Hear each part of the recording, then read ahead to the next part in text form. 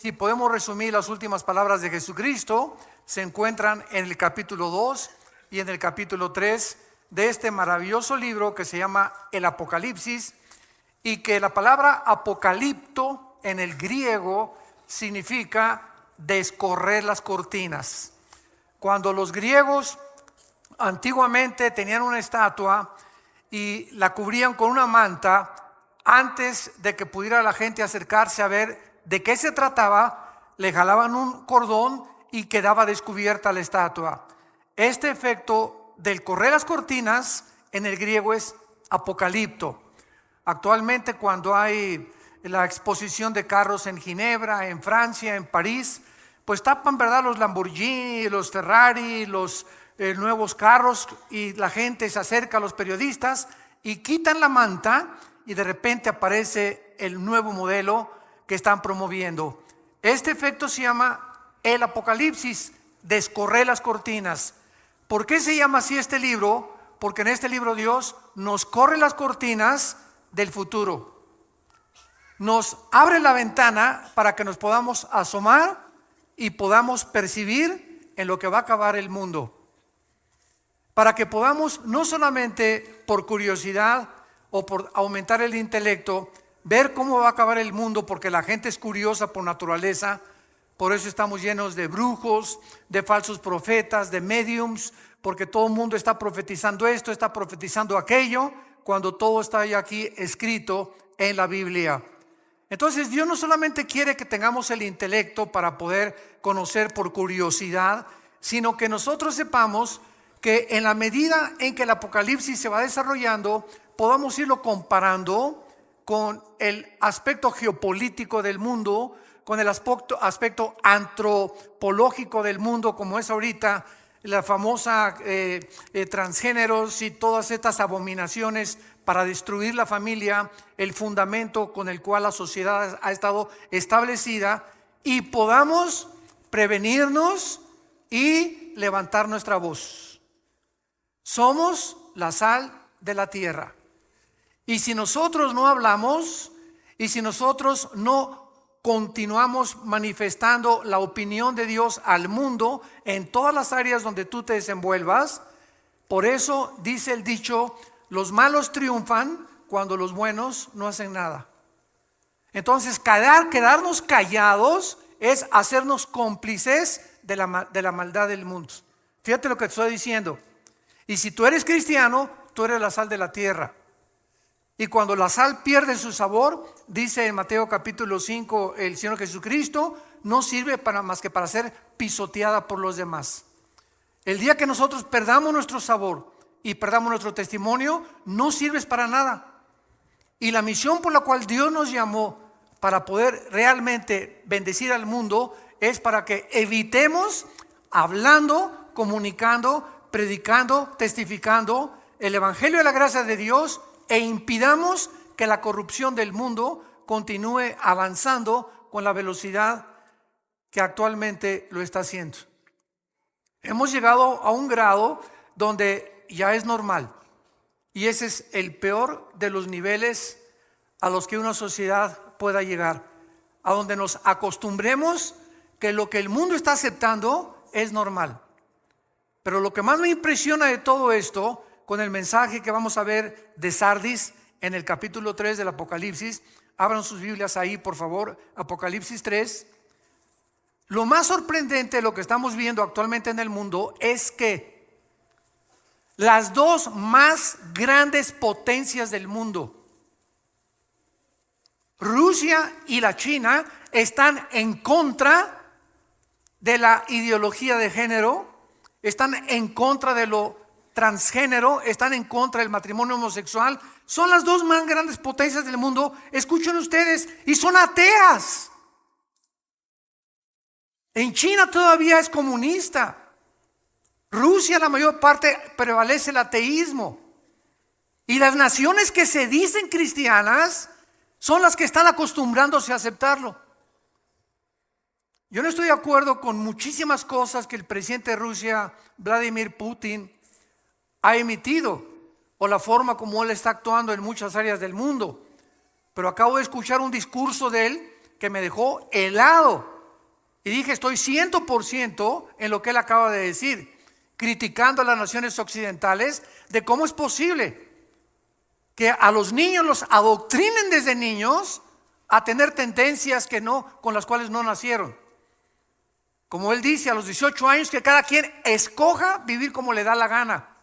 Pero es un crimen que desde a los niños que no tienen el factor todavía para poder decir entre el bien y entre el mal, les comiencen a enseñar o los comiencen a vestir de mujeres o los comiencen a vestir de hombres. Eso no se vale. Eso no se vale. Y ya lo están haciendo en las escuelas. Y quieren forzarnos a nosotros a que lo aceptemos. Y es un crimen contra los niños. La forma más fácil de destruirlo psicológicamente a una criatura que todavía no forma todavía su forma y su conducta de pensar. ¿Cómo es posible que el mundo esté como esté? ¿Se acuerdan ustedes del libro de Jonás en el capítulo 1? Que él se escapa contra la voluntad de Dios. ¿Y a dónde va Jonás? En dirección opuesta, y se sube al barco donde los marineros que no eran cristianos le dicen a Jonás, pero ¿cómo es posible de que tú puedas hacer esto y esconderte ante esta tormenta? Y los marineros que no eran cristianos le dan ejemplo a José y lo echan a la borda cuando él acepta de que realmente la culpa de la tormenta se debe a él. Y así tenemos cientos de casos en el mundo entero. Y por eso es que nosotros ya debemos de cobrar reacción. El mundo está a punto de irse a una espiral de autodestrucción. Estamos en un mundo demasiado contaminado, demasiado sucio, demasiado perverso y depravado, sobre todo para las generaciones de nuestros hijos y de nuestros nietos. Tenemos que levantar la voz. Tenemos que decir, así dice el Señor. Aquí está la palabra eterna, los cielos y la tierra pasarán, pero mis palabras, dijo Jesucristo, no pasarán. En este mensaje a la iglesia de Sardis, capítulo 3 del Apocalipsis, versículo del 1 al 6, es una iglesia, o fue una iglesia Sardis, que desde luego representa también a muchas iglesias que han subsecuentemente seguido las mismas características o han mantenido las mismas normas que esta iglesia. Esta es la razón por la cual se nos da este ejemplo de estas 7 iglesias. ¿Saben ustedes que las vastas distancias del espacio interestelar son inimaginablemente intensas? Las estrellas más cercanas a nosotros tienen trillones de kilómetros de distancia, y estas distancias han forzado a los astrónomos y a los astrofísicos a poder sacar una unidad apropiada para medirlo, que se llama el año luz. Un año luz equivale a lo que la luz viaja a 300,000 kilómetros por segundo. Cuando Alberto Einstein sacó su famosa teoría E igual a mc al cuadrado, la energía es igual a la masa por la velocidad de la luz al cuadrado, se determinó desde hace estamos hablando ya casi un siglo, que no hay nada en el mundo más rápido que la luz. No hay nada. Hace algunos años hubo un físico que dijo que había unos neutrones que viajaban más, etcétera, etcétera, pero descubrieron después que había un error y que estas pequeñas partículas subatómicas no eran más rápido que la luz. Y esto es increíble porque el Sol se encuentra a 150 millones de distancia de la Tierra. O sea que la luz del Sol hacia nosotros viaja en 8 minutos 20 segundos. Es lo que tarda la luz del Sol llegar a la Tierra. 8 minutos 20 segundos. En los 150 millones de kilómetros que tiene. Ahora, las estrellas que están, imagínense, a miles de kilómetros, de trillones de kilómetros más lejos del Sol, y que vemos en la noche como puntitos luminosos, muchas ya no existen. ¿Por qué? Porque desaparecieron hace millones de kilómetros. millones de años, perdón, pero ¿por qué seguimos viendo su luz? Porque explotaron, pero la luz continúa llegando y viajando en el espacio.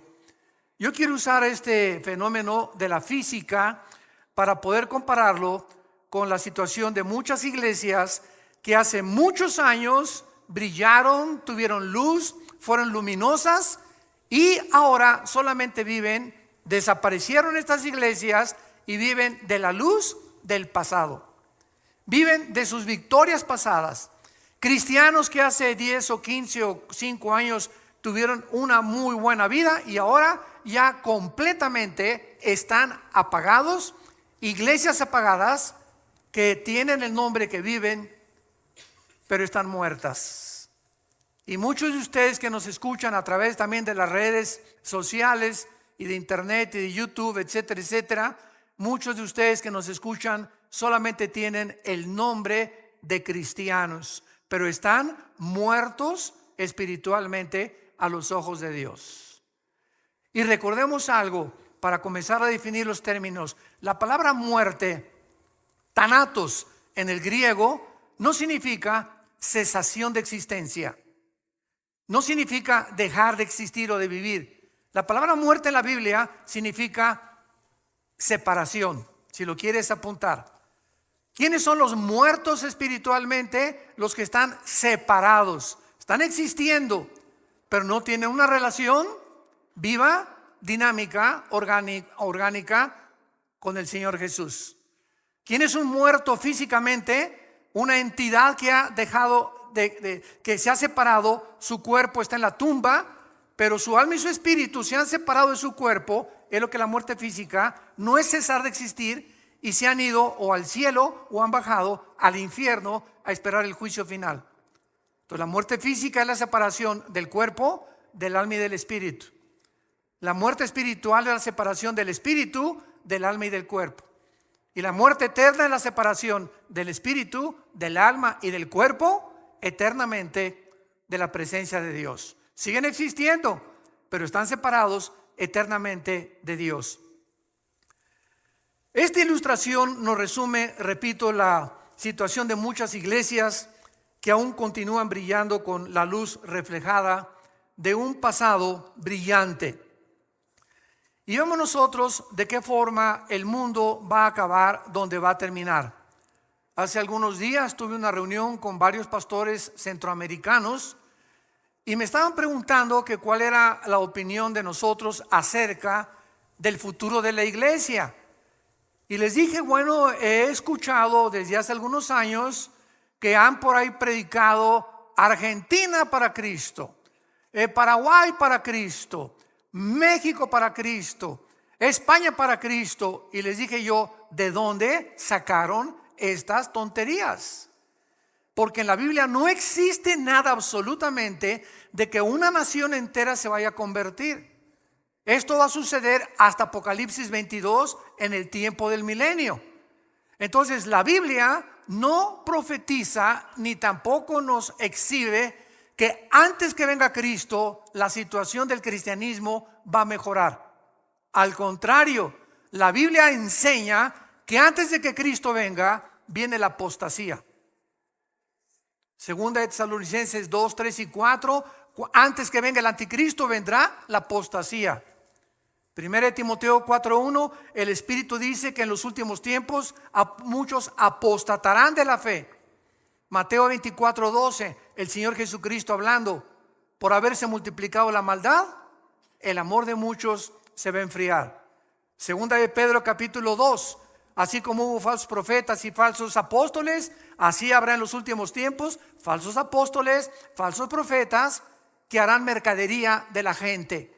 Entonces estamos ante un panorama negro. Sin embargo, en medio de esta apostasía siempre habrá un remanente. Siempre habrá en todas las naciones, en todas las iglesias, un pequeño, muy reducido, muy pequeño de verdaderos cristianos. Y a ese pequeño remanente tú eres el que debes de permanecer y pertenecer.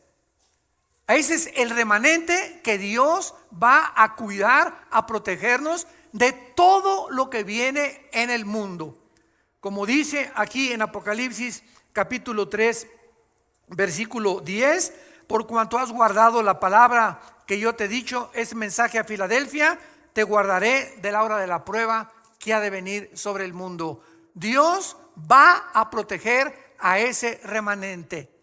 Por lo que, dándonos cuenta de cómo el mundo es tan agresivo y cómo las fuerzas de la naturaleza han atacado al mundo, al planeta Tierra, huracanes, tsunamis, incendios, terremotos, etcétera, etcétera, siempre lo ha habido en la historia, pero nunca habían convergido todos juntos, como ahora lo estamos viendo, uno tras otro, uno tras otro, uno tras otro. Solamente esta semana más de 62 terremotos hubo en el mundo. Nada más en 7 días. Muchos no se dan a conocer porque fueron de 3 grados, de 4 grados, de 5 grados, van aumentando, etcétera, etcétera. Pero estamos en un mundo convulsionado completamente por las fuerzas naturales de la naturaleza. Entonces, teniendo en cuenta estos factores y estas condiciones, acerquémonos a Dios. Es tiempo que te acerques a Dios con tu familia y con tu matrimonio. Es tiempo que reunamos a nuestros hijos y les demos testimonio. Es tiempo que a tu novia le des testimonio que es un cristiano. Y no la manosees, no te atrevas a tocarla antes de casarte. Es tiempo que le des a tu novio un testimonio de lo que es una muchacha hija de Dios.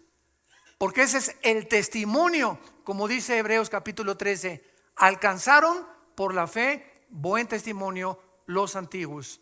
Los testigos que ahí menciona desde Abel, Noé, Enoc, Abraham, etcétera, etcétera. Y este es el testimonio que hace falta actualmente en el mundo que nos rodea.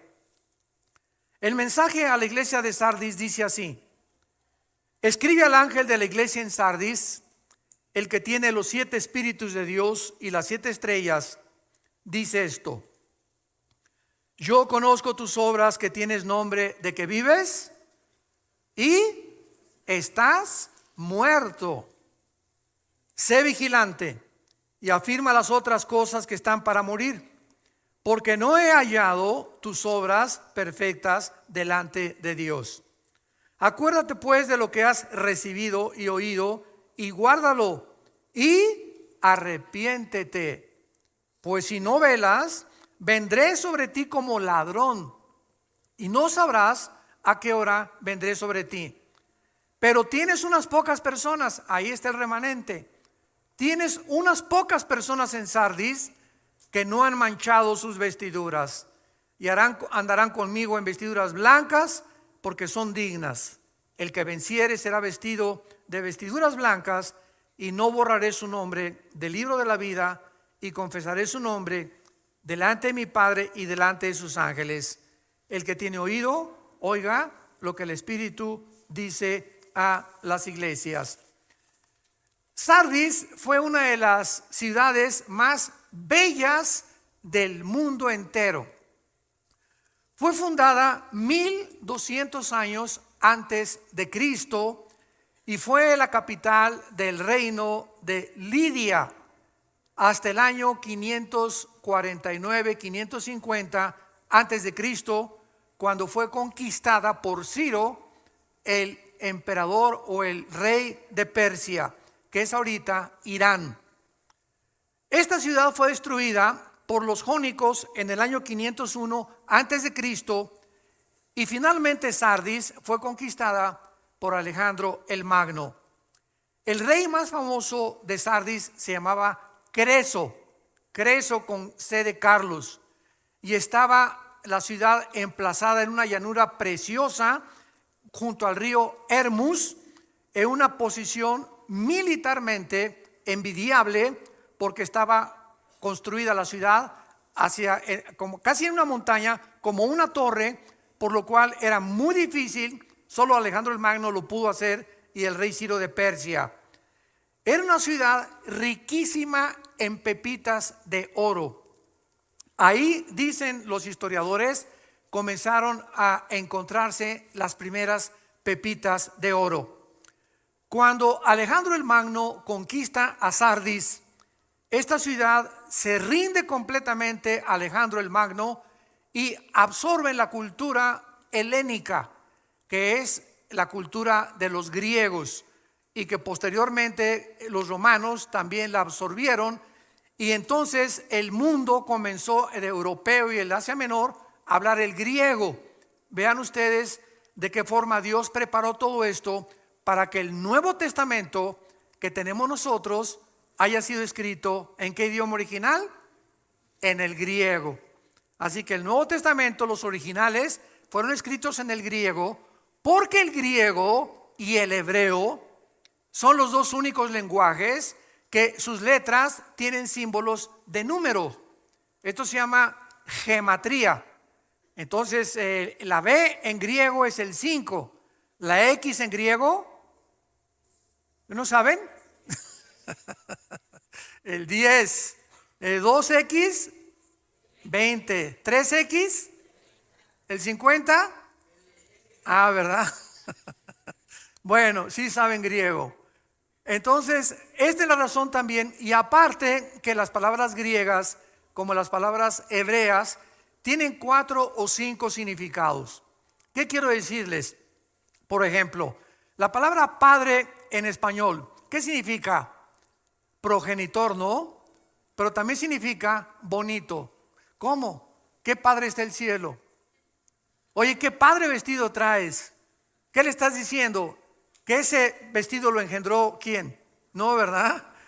Pero vean ustedes cómo usamos barbarismos en todos los idiomas, y entonces usamos palabras que si las queremos traducir no tienen traducción. En inglés, por ejemplo, imagínense, what father is the heaven?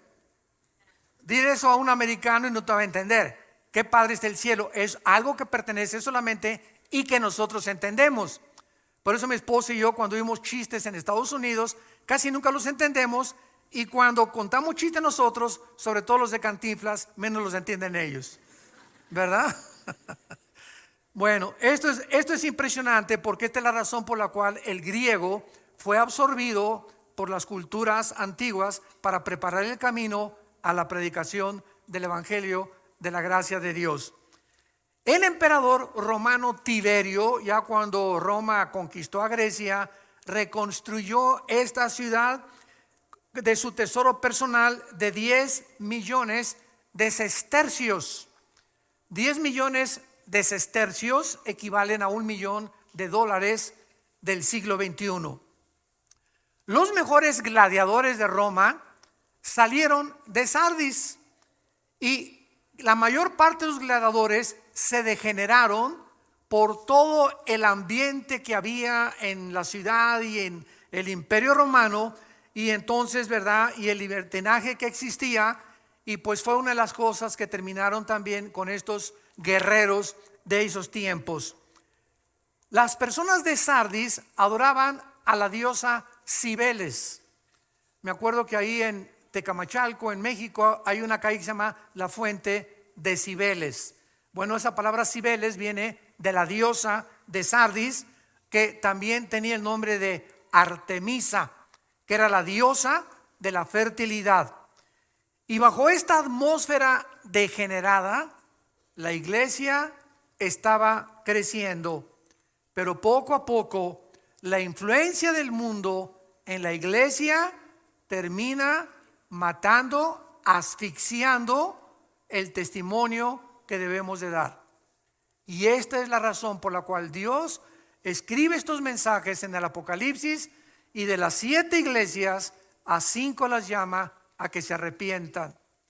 Porque si Cristo viene ahorita saliendo el servicio, o hoy en la noche, o mañana, o dentro de un año o varios años, y tú te encuentras en la condición en la que tú te encuentras actualmente, te vas a quedar.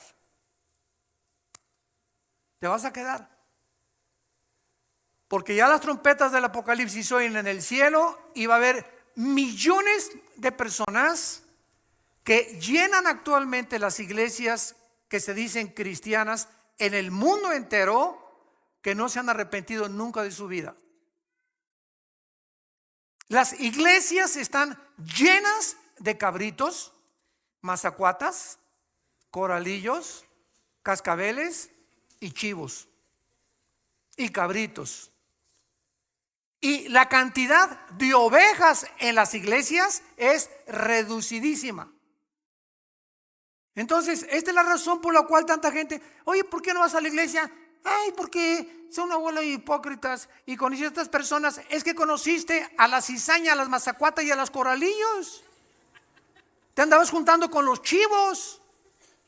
Nunca buscaste las verdaderas ovejas, los verdaderos jóvenes consagrados, las verdaderas muchachas consagradas, los verdaderos matrimonios que quieren servir a Dios y que están luchando por sobrevivir en el mundo que nos rodea. Entonces, cuando ponemos los ojos en los hombres, se nos olvida que Jesús en Mateo 13, en su parábola famosa de la semilla y de la cizaña y el trigo, nos lo advirtió, que está sembrada en todas las iglesias cizaña. Están personas infiltradas, sin que lo sepan ellas, movidas por poderes espirituales enemigos de Dios, para hacer tropezar a las ovejas, para hacer mala influencia a matrimonios, para que de alguna forma comience el leudamiento de la iglesia. Como en la parábola de cuando se introducen las 3 medidas de harina o de levadura en el pan, y dice Cristo hasta que todo es leudado. Y ahí simboliza a una mujer como la persona que se leuda todo, porque es el símbolo de la iglesia apóstata, la gran ramera de Apocalipsis 17.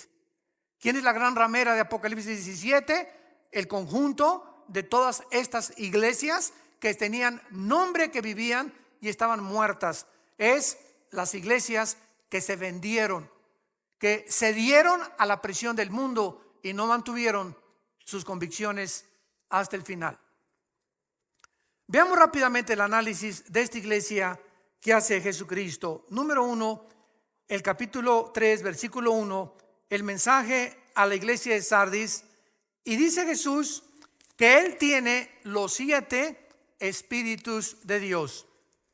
El libro del Apocalipsis es un libro casi en su mayor parte de símbolos. Porque cuando estudiamos la Biblia, todos nosotros los que estudiamos teología, y tú que eres un estudioso más consciente de la Biblia se interpreta o se puede interpretar de 3 maneras. Se puede interpretar literalmente cuando así nos lo permite la Biblia. Cuando, por ejemplo, dice la Biblia, y María conoció a José, estaban desposados, todo eso es literal. No nos da la Biblia una puerta para que podamos interpretarla. Número 2, figurativamente. Y la Biblia se puede interpretar también proféticamente. Entonces, la interpretación en el Apocalipsis es simbólica, ¿verdad? La mayor parte son metáforas o símbolos. Y cuando dice los 7 espíritus de Dios, el 7 se repite en el Apocalipsis casi 40, 50 veces. Los 7 ángeles, las 7 estrellas, los 7 espíritus. ¿Por qué? Porque en el simbolismo de la Biblia, los números tienen un símbolo o tienen un significado. El 1, la unidad. El 2, el testimonio. Siempre se mandaban a predicar de 2 en 2. El 3, la Trinidad. El 5 es el número de la gracia. El 6 es el número del ser humano. Por eso el anticristo es 6, 6, 6, que es el ser humano elevado a la Trinidad, el ser humano elevado a Dios. El 7 es el número perfecto, es el número completo. Por eso hay 7 días. Nunca se han preguntado, pregúntale a tu maestro ateo, ¿quién inventó la semana de 7 días? Pregúntaselo a cualquier ateo o a cualquier científico.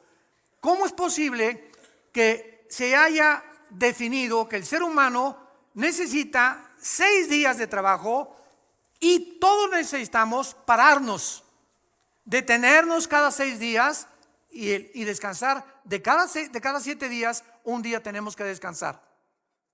Llámese el lunes, si tú trabajas el domingo en un hotel, pues tu lunes. Pero si no nos detenemos a descansar, el día de descanso, y no tiene que ser el sábado o el domingo para los que la mayor parte tenemos la bendición de no trabajar, pero si no nos detenemos un día a la semana, comenzamos a desgastarnos mental, psicológica y físicamente. El cuerpo humano necesita descanso.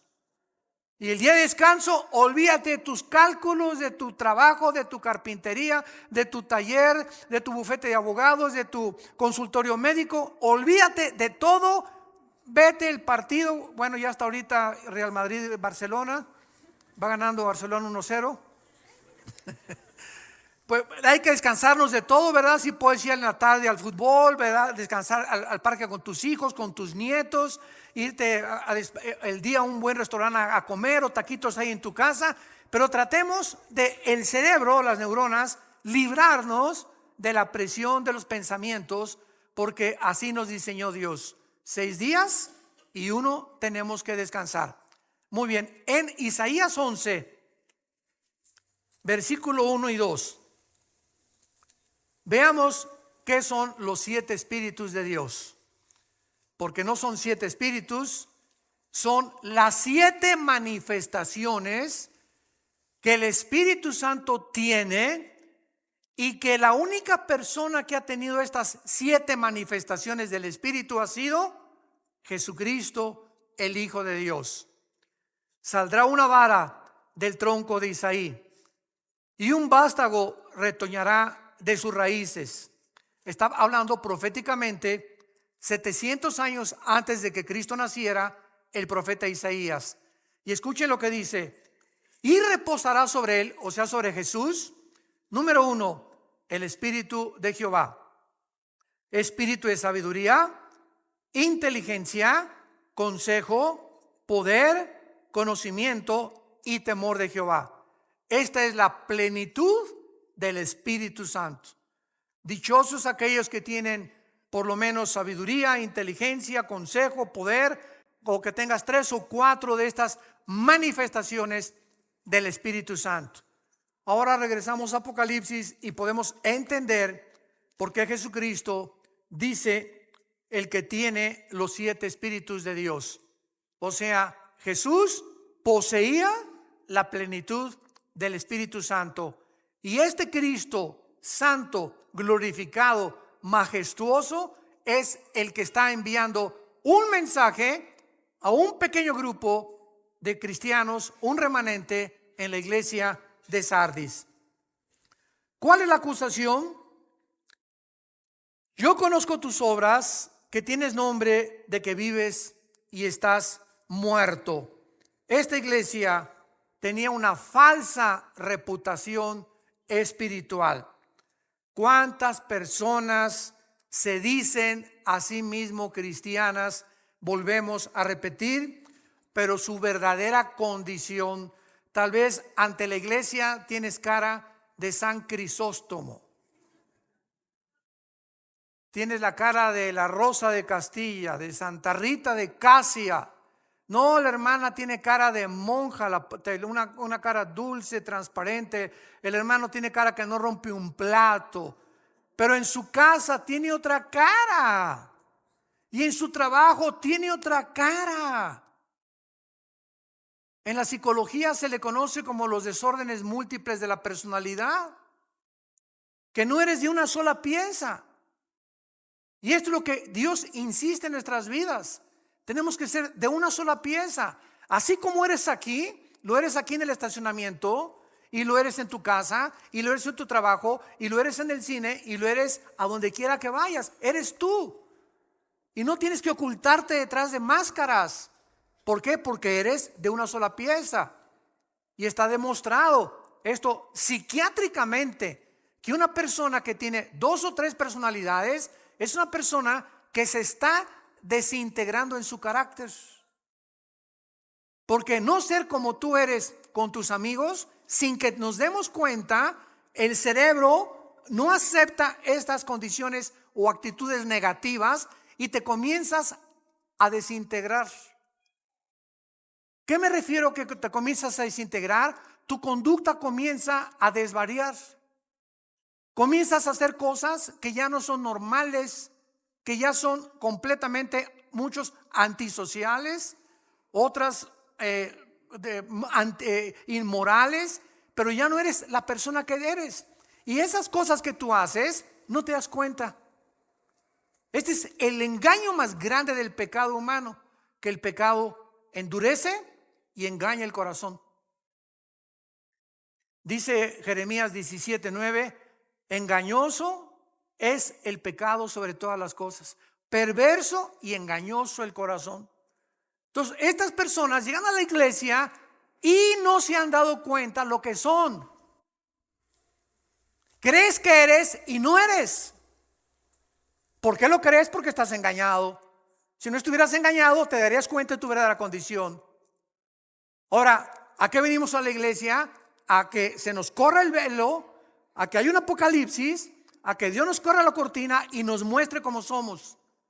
Porque es el mensaje de la palabra de Dios. La palabra de Dios es como una espada de dos filos que penetra y parte el alma y el espíritu y discierne las intenciones y los pensamientos del corazón. Nada más que la exposición a la Biblia nos puede mostrar nuestra verdadera condición delante de Dios. Tus amigos te van a decir una cosa: no, tú te pareces a Sansón.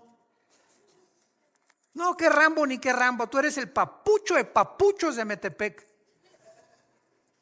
No, hermana, tú estás bien, ¿verdad? Por aquí, por allá. Todos estamos rodeados de gente que nunca podrán asomarse a nuestro corazón más que Dios.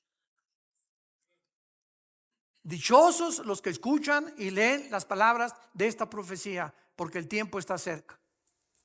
Déjale a Dios exhibirte, que nos corra realmente las cortinas, que te veas como es, porque Dios nos toca la llaga. Y cuando tú oyes que eso te llega a ti y que te pones el sombrero o el saco porque a ti te está quedando lo que estás escuchando, dichoso seas si hoy te arrepientes. Dichoso seas, bendito seas. Que le digas: Padre, yo no quiero ser así. Gracias por mostrarme esa cara que estaba engañado que yo tenía. Ya no quiero ser así. Entiendo que solo tú me puedes cambiar. Perdóname. Lávame con tu sangre preciosa. Jesús, entra a mi vida como mi Salvador. Te necesito, Señor. Dichoso seas si por esa puerta esta mañana tú sales con estas condiciones en tu corazón. Vemos nosotros que esta muerte espiritual está conectada siempre con el pecado. ¿Cuáles son las señales de peligro de una iglesia que se está muriendo? Porque ahorita vemos cantidad de iglesias, repito, por afuera, ¿no? Y lámparas persas y candelabros chinos de Francia. Y parecería pues que es una iglesia próspera, porque ahorita se mide la iglesia por la cantidad de gentes o por la calidad que existe en la construcción, de que es una iglesia próspera. Ese es el termómetro del siglo XXI, pero los pensamientos de Dios no son nuestros pensamientos. Y no estamos en este momento en contra de que hay iglesias grandes. Gracias a Dios, las que son grandes y las que tienen la ventaja de tener un buen recinto. No estamos en contra de eso. Estamos en contra de que se enfoquen solamente en eso nada más, como lo vamos a ver a continuación. ¿Cuándo son las señales de peligro de que una iglesia se está muriendo? Cuando las actividades de la iglesia se enfocan en actividades sociales o de construcción en lugar de un cambio del corazón de las gentes mediante el evangelio y la predicación de Jesucristo. Cada vez que nosotros tenemos oportunidad de platicar con pastores, y tengo muchos amigos pastores, gracias a Dios, y somos un cuerpo todos, siempre a muchos de ellos les pregunto: ¿cuántos estudios bíblicos tiene tu iglesia? Pues tenemos la femenil el miércoles y tenemos 3 servicios el domingo. Le digo: pero entre semana no hay discipulado. ¿Quiénes son tus hombres? Le pregunto yo a mis hermanos pastores: ¿quiénes son tus hombres que tienes a tu alrededor? Tus Timoteos. ¿No tienes un grupo de 3 o 4 hombres a quienes te estés dedicando más tiempo que a todas las demás iglesias, que a todas las demás ovejas, y que los estés discipulando para que estas personas el día de mañana te ayuden a ser los pilares de la iglesia. Porque una iglesia que tiene 500 miembros necesita 3 pastores. Imposible que un pastor alimente a 500 ovejas. Imposible. Aconseje, vaya a los velorios, vaya a los hospitales, etcétera, etcétera. A las 2 de la mañana contesta el teléfono que le dio un planchazo a su esposo, a la esposa. Imposible. Entonces, las columnas que sostienen una iglesia son los varones. La iglesia es un conjunto, se les llama en el Nuevo Testamento ancianos. No de edad, porque la palabra presbúteros, ancianos, sino líderes espirituales que nos ayudan a los que levantamos iglesias a poder delegar las responsabilidades, porque si no lo hacemos, acabamos en el psiquiátrico. Entonces, si una iglesia no tiene estudios bíblicos y no está discipulando entre semana a las iglesias, es una iglesia que ya se le olvidó el mandamiento de Mateo 28, 19 y 20. La gran comisión, todos se lo saben de memoria. Muere Cristo y sube al cielo y dice: toda potestad me es dada en los cielos y en la tierra. Id y predicar el evangelio y hacer discípulos en todas las naciones. ¿Qué es hacer un discípulo? Hacer seguidores. La palabra discípulo es matetus en el griego, matetus, que significa el que sigue a otro. Eso es lo que es un discípulo. Vean lo que Jesús dijo en Juan capítulo 8, versículo 31 en adelante. Esto es impresionante porque Jesús estaba hablando a los que ya habían creído en él. Juan 8, 31. Dijo entonces Jesús a los judíos que habían creído en él. Y las iglesias cristianas pues están llenas de personas, porque si no, no irían, que dicen que creen en Jesús. Pero fíjate lo que dice la Biblia. ¿Qué significa creer en Jesús? No solo intelectualmente. Jesús les dijo: si ustedes permanecen en mi palabra, serán verdaderamente, ¿qué cosa? O sea, si ustedes continúan también todos los días tus devocionales en tu casa, estudios bíblicos en la iglesia, etcétera, etcétera, entonces te conviertes de cristiano a discípulo. Y no todos los cristianos son discípulos. Solo los discípulos son cristianos. Y conocerán la verdad, y la verdad os hará libres. ¿Por qué hay tantos cristianos que se dicen cristianos, que vienen a las iglesias y todavía celebraré Halloween? ¿Pondré árbol de Navidad en diciembre? ¿Qué tan apretados deben las mujeres llevar los pantalones? ¿Deben de tatuarse los jóvenes? Siempre están con tonterías de esas, fijándose siempre en estas cosas superficiales que no es lo que hace un verdadero cristiano.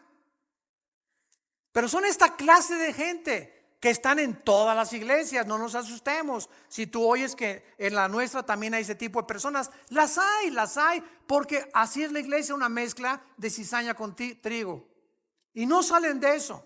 En otras palabras, igual que los fariseos, siempre están buscando agradar a Dios por sus obras, por cómo se visten, por cómo se pintan, por lo que hacen. Si ponen árbol de Navidad, yo no puse árbol de Navidad, pon una palomita de arriba, Miguel.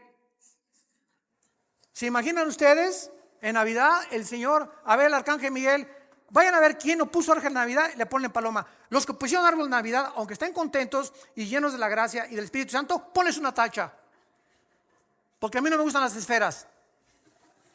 Por el amor de Dios, ya entendamos lo que es el cristianismo. Es algo interno del corazón. Romanos 14, el reino de Dios no consiste en bebida, comida, lo que hagamos, sino en gozo y paz en el Espíritu Santo. No le preguntes, ¿tiene los tatuajes? Pregúntale si tiene gozo y paz en su corazón. Y por el amor de Dios, un gordo no se atreva a criticar a alguien que está tatuado. Yo se los he dicho. ¿Por qué, hermano? Porque tú no eres un templo del Espíritu Santo, eres una catedral del Espíritu Santo. Tú le estás haciendo más daño a tu cuerpo que alguien que se puso un dibujo ahí en el brazo o en la panza o en el ombligo. Así que la Biblia dice que somos templo del Espíritu Santo, que es nuestro cuerpo, cuidámoslo. Entonces no nos atrevamos, es lo que les digo, apuntar un dedo así, porque hay 3 que nos apuntan a nosotros. Cada vez que tú haces así, hay 3 apuntándonos a nosotros. Cuidemos la forma en la que nosotros vivimos ya. Tenemos que madurar. Regresamos a Apocalipsis. Y ojalá que sigan aprendiendo hoy cosas más intensas del Espíritu de Dios. Tienes nombre de que vives y estás muerto. Vemos pues nosotros que hay una fe que puede ser imitada. Hay una fe que puede ser imitada. O sea, hay un arrepentimiento que no es arrepentimiento, es remordimiento. Y veamos nosotros en 2 Corintios capítulo 7 la diferencia entre el remordimiento y el arrepentimiento. 2 Corintios 7, versículo 10. Porque la tristeza que es según Dios, o sea, cuando realmente nuestra tristeza es el fruto de que Dios está trabajando en nuestro corazón, produce arrepentimiento para salvación, de que no hay que arrepentirse, pero la tristeza del mundo produce muerte. En otras palabras, llega una muchacha o una persona, hermano, pues caímos en la fornicación o hice este pecado y el otro, hay una tristeza tremenda en mi corazón. Hay que fijarnos que esa tristeza no sea porque tú vas a tener que recoger la cosecha y ahora quién me va a poder recoger con mi niño, voy a quedar embarazada que soy madre soltera. Esa tristeza no es de Dios. Esa tristeza es porque estás teniendo miedo de lo que la gente diga y de las consecuencias que vas a tener. Pero cuando nuestra tristeza es, Señor, te he ofendido, no me importa lo que la gente diga, quiero tu perdón. En ese momento sabemos que somos perdonados, 1 Juan 1:8, porque la sangre de Cristo nos limpia de todo pecado, y de ahí en adelante ya no vivo con vergüenza porque no tengo que arrepentirme. Ya me arrepentí y lo creo, porque la sangre de Cristo tiene poder. ¿Me siguieron con cuidado? Esa es la diferencia. Judas se arrepintió. A ver, aquí tenemos a 2 hombres, a Pedro y a Judas. Los 2 cometieron alta traición. Los 2 negaron a Cristo. Los 2 desobedecieron a Cristo. Sin embargo, la Biblia dice que hay una diferencia entre Pedro y entre Judas cuando los 2 eran culpables de alta traición. Pero cuando Pedro cometió el pecado de negar a Jesucristo, lloró amargamente porque sabía que Jesús era el Hijo de Dios y sabía que lo había traicionado. Pero no se quitó la vida como se la quitó Judas. Judas agarró las 30 monedas de plata y las aventó a los sacerdotes y fue y se ahorcó. Y dice la Biblia que se rompieron las cuerdas, cayó sobre piedras y se le salieron todos los intestinos a Judas. Así murió Judas. Si él hubiera creído que Jesús era el Hijo de Dios, no se hubiera matado. No se hubiera quitado la vida. Hubiera creído que hay perdón en la cruz que iba a Cristo a enfrentar. Pero él no creyó nunca en Cristo. Él nunca fue salvo. Jesús mismo dijo en Juan que era un diablo desde que Dios lo llamó. Y formaba parte del plan de Dios para demostrarnos que siempre, siempre, siempre habrá gente cerca de ti y cerca de nosotros, diablos. Y muchas veces tarda tiempo en descubrir quiénes son nuestros verdaderos amigos. Los que verdaderamente en tiempo de la prueba están con nosotros o están contigo. Es el mundo que vivimos. No todo es angelitos, no todo es Disneylandia, no todo es Reino Ventura. Estamos en un mundo donde hay lobos rapaces junto a ti, atrás de mí, a tu derecha y a tu izquierda. Es un mundo muy feo el que vivimos, y si estamos bajo el amparo del Señor, Él nos cuidará, nos fortalecerá, nos librará del lazo del cazador, de la peste destructora, y mandará sus ángeles a que nos rodeen. ¿Por qué? Porque en Él hemos puesto nuestra confianza. El Salmo 91. Hay una fe que no es real, hay una creencia que no es real. En Hechos capítulo 8, Simón el mago creyó.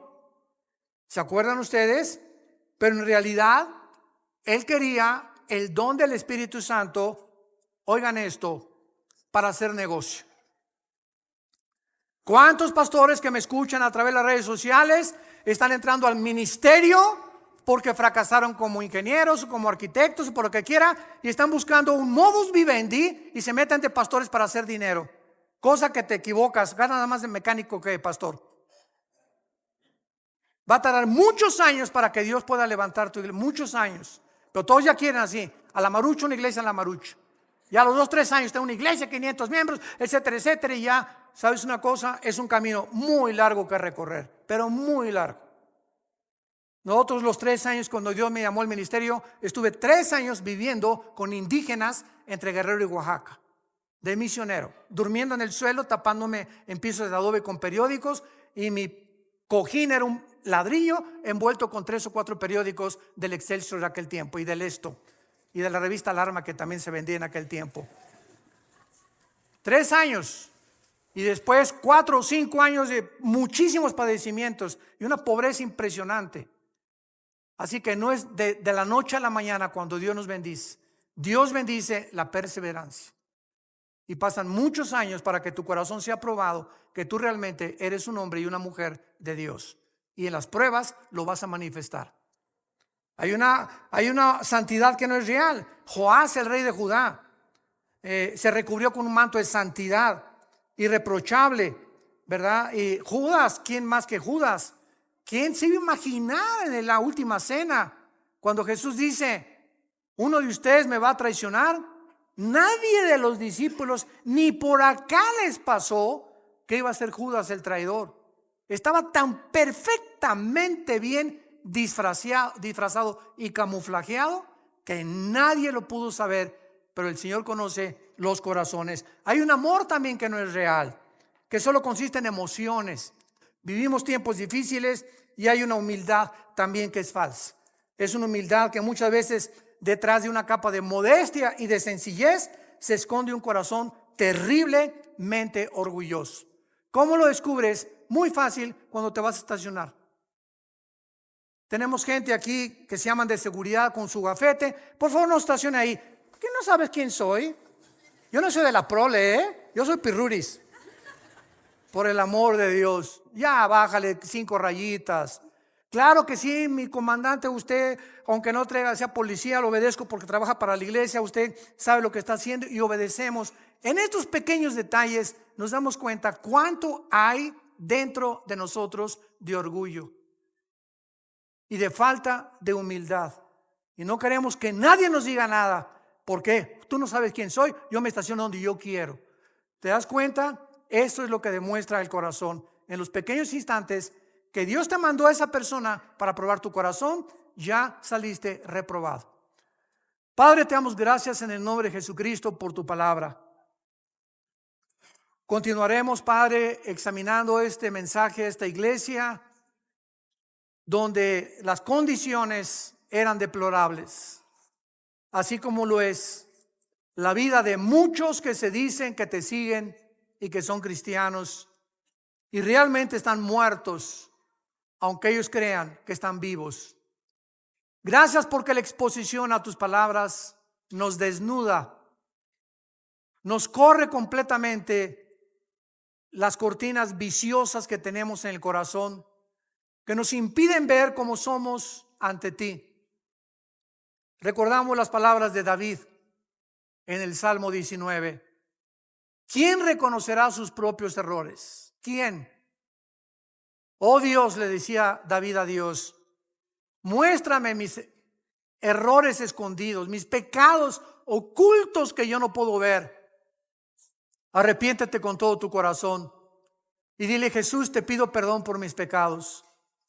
Creo que en esa cruz pagaste por ellos con tu sangre y te pido que entres a mi vida, porque creo que a los 3 días te levantaste de los muertos y puedes vivir en mi corazón como mi Señor y mi Salvador. En tu nombre santo, amén.